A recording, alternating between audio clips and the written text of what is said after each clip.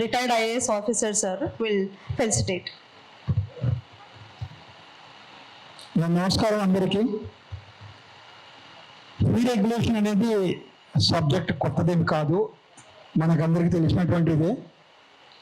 కానీ దీని మీద ప్రభుత్వ నియంత్రణ ఎంతుంది అనేది మెయిన్ ఇష్యూ.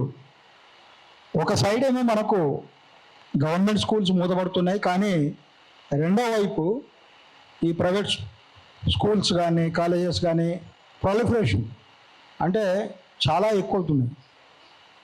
ఒక ఢిల్లీ స్కూల్ అని, ఒక నేషనల్ స్కూల్, ఒకటి ఇంటర్నేషనల్ స్కూల్, గల్లీ స్కూల్స్ ఒకటి లేవు. ఎందుకంటే మనలాంటి కుటుంబాలు కానీ మనలాంటి పిల్లలు ఒక మిడిల్ క్లాస్ ఉండేటువంటి వాళ్ళు కాదు. వాళ్ళకి కావాల్సింది ఎక్కడ పెట్టాలో అక్కడ పెట్టి ప్రభుత్వం నుంచి ఎటువంటి రాయితీలు పొందాలో అవన్నీ వాళ్ళకి తెలుసు. సో దీని మీద చాలామంది ఎన్జిఓస్ కావచ్చు, పేరెంట్స్ కమిటీస్ కావచ్చు, తల్లుల కమిటీలు కావచ్చు, ఇండివిజువల్ ఫిలాంథ్రపిస్ట్ కానీ చాలామంది పనిచేస్తున్నారు, చాలా సంవత్సరాలుగా చేస్తున్నారు. సో వారి యొక్క అనుభవం అనేది ఈరోజు చాలా ముఖ్యమైనటువంటి విషయము. ఏదైతే మన ఫ్రంట్ ఏదైతే ఉందో తెలంగాణ పీపుల్స్ ఫ్రంట్, అది కొంత ఫీడ్బ్యాక్ తీసుకొని ముందుకు వెళ్ళాలి అనేటువంటిది ఆలోచన. సో గత ఎంబీ రెడ్డి గారు చెప్పినట్టు గత 3 నెలల నుంచి దీని మీద రకరకాలుగా మేధోమథనం చేసుకుంటూ కూర్చొని మాట్లాడి ఒక స్థాయికి మురళి గారు కానీ ఇక్కడ ఉన్నటువంటి అందరూ వ్యక్తులు కూర్చొని ఒక స్థాయికి తీసుకొచ్చి ఈరోజు మీ ముందు ప్రజెంట్ చేయడం జరిగింది. సో దీన్ని ఒక ఉద్యమంలా ముందుకు తీసుకెళ్ళాలి.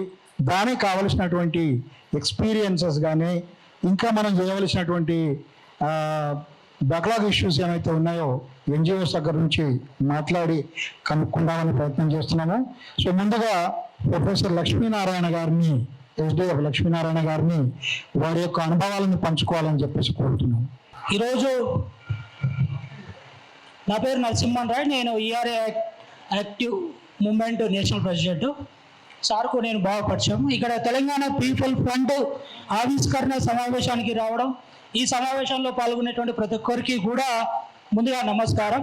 అయితే నేను కొన్ని సలహాలు ఇవ్వాలని చెప్పేసి ఇక్కడికి రావడం జరిగింది. మనకు తెలుసు విద్యా వ్యవస్థ గురించి మురళి సార్ చెప్పిన, మురళి సార్కు మనం కొత్తగా చెప్పాల్సినటువంటి అవసరం లేదు. చాలా ప్రాబ్లమ్స్ ఉన్నాయి తెలంగాణ లోపల. అయితే నా యొక్క ముఖ్యమైనటువంటి సలహాలు మరి మాట్లాడడానికి ఎక్కువ టైం లేదు కాబట్టి ఓన్లీ సలహాలు మాత్రమే సార్కు సూచన పూర్వకంగా ఇస్తున్నాను. అయితే విద్యా వ్యవస్థల్లో నేను ఒక 30 సలహాలు ఇవ్వాలనుకుంటున్నాను. ఫస్ట్ది స్కూల్ ఎడ్యుకేషన్ సిస్టమ్ అనేటువంటిది 10+2గా ఉండాలని, ఇంటర్ బోర్డు రద్దు చేయాలని చెప్పేసి.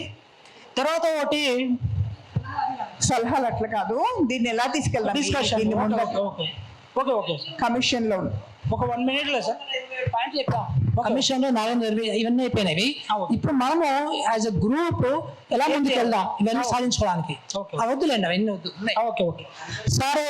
సరే, విద్యా వ్యవస్థకు సంబంధించిన సలహాలు సార్తో ఒక బుక్కే ఉంది కాబట్టి మనం స్పెషల్గా మళ్ళీ చెప్పాల్సిన అవసరం కూడా లేదు. సరే, ఇది ఒక మంచి ప్లాట్ఫామ్. మీరు ప్రైవేటు తర్వాత గవర్నమెంట్ విద్యా వ్యవస్థను ప్రక్షాళన చేయాలనుకొని ముందుకు వస్తున్నందుకు మిమ్మల్ని స్వాగతిస్తున్నాం. ఎందుకంటే విద్యా వ్యవస్థ అనేటువంటిది చాలా అవసరం. ప్రతి విద్యార్థికి కూడా ఈక్వల్ ఎడ్యుకేషన్ అనేటువంటిది ఉండాలా. ఇప్పుడున్నటువంటి ఈ భారతదేశంలో ఈక్వల్ ఎడ్యుకేషన్ అనేటువంటిది లేదు. ఈ విద్యా వ్యవస్థ అనేటువంటిది చాలా వరస్ట్గా ఉంది. తరతరాలుగా ఈ దేశంలో ఉండేటువంటి విద్య అనేటువంటిది చూస్తే ఒక సామాజిక వర్గానికి మాత్రమే అనుకూలంగా ఉంది. చాలా మటుకు మరి అందరికీ అసమానమైనటువంటి విద్య అనేటువంటిది ఉంది, మనకు అందరికి తెలుసు.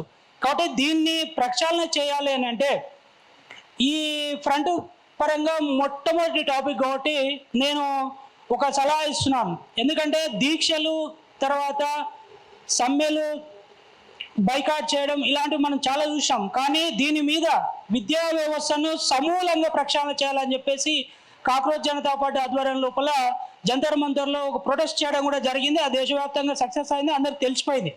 కాబట్టి అలాంటి మూమెంట్ తెలంగాణ లోపల కూడా తీసుకురావాలి. మరి ఎవరు లీడ్ చేస్తారని అంటే మనమే లీడ్, తెలంగాణ పీపుల్ ఫ్రంట్ నుంచే లీడ్ చేయాలి. ఇందిరా పార్క్ దగ్గర కూర్చుని ఇక్కడ ఉండేటువంటి వ్యాపార నిమిత్తమై ఏర్పాటు చేసేటువంటి విద్యా వ్యవస్థను మనంతా రిజెక్ట్ చేయాలి. ఫస్ట్ మాకు అవసరం లేదు ఈ విద్యా వ్యవస్థ అనేటువంటిది, మాకు కొత్త విద్యా విధానం కావాలి. ఇక్కడ వ్యాపార నిమిత్తమై ఉండేటువంటి విద్యా విధానాన్ని వదులుకొని కొత్త పాలసీ అంటున్నాం. సార్ దగ్గర సలహాలు ఉన్నాయి, నేను కూడా కొత్త పాలసీలు కూడా రాసుకొని వచ్చిన, ఇవి ఉంటే బాగుంటుందని సార్ చెప్తాడు. తర్వాత మనం ఏం చేయాలి తర్వాత మీటింగ్లో కలుద్దాం, తప్పకుండా నేను చెప్తా నా ఐడియాలజీ ప్రకారం నా ఎయిమ్స్ ఎట్లా ఉండాలని చెప్పేసి చెప్తా, లక్ష్యాలు ఇట్లా ఉంటే బాగుంటుందని. ప్రక్షాళన చేయాలని చెప్పేసి అంటున్నాను. సార్ ఒకటి రెగ్యులేషన్ సార్, నేను నా డౌట్ ఏంటంటే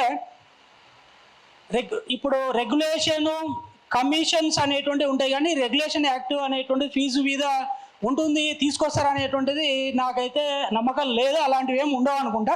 మనం ఏంటంటే ఫీజు రెగ్యులేషన్ కమిషన్ అనేటువంటి ఖచ్చితంగా ఒక డిస్ట్రిక్ట్ మెజిస్ట్రేట్ కానీ తర్వాత ఎవరైనటువంటి ఒక రిటైర్డ్ సార్ అన్నట్టు జడ్జితో ఒక ఫీజు రెగ్యులేషన్ కమిటీ అనేటువంటి ఖచ్చితంగా ఉండాలి. దానికి కొన్ని గైడ్లైన్స్ అనేటువంటిది ఇస్తే బాగుంటుంది.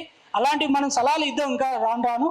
ఒకటే సార్, బస్సు యాత్ర అన్నారు, బస్సు యాత్ర అనేటువంటిది జరగదు.